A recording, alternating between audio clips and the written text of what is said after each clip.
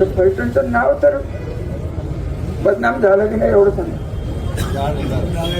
महिला बसल्यात, तुमच्या माहेरवरनं तुम्हाला फोन आलेले असतील की कसलं हे फलटण बरी आहेस का, तुझ्यापर्यंत पोहोचले काय.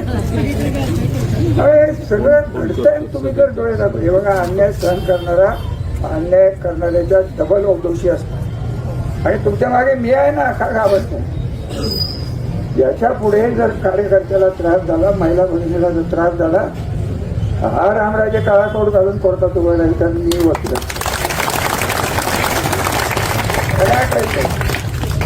पोलिसाच्या बदल्याची दम देऊन त्यांना पोलिसांना नाडवणे, याच्यात काही राजकारण म्हणत नाहीत साहेब. आणि हे सगळं झालं 19ला देवेंद्र फडणवीस, अजितदादा पवार, संजीव राजे, अनिल राजे आणि मी आणि ते जयकुमार गोरे साहेब असताचे मंत्री आणि हे माजी खासदार एकत्र बसून 24ची इलेक्शन एकत्र करायची का. मी तेव्हाच विचारलं, तेव्हाही देवेंद्र साहेब म्हणले रामराजे मी थांबवून अजून काय तुम्हाला पुरावा पाहिजे. साक्षात आत्ताचे मुख्यमंत्री केस माझ्या बाजूने होते त्या काळात, म्हणून मी परवाच्या केसमध्ये म्हणलं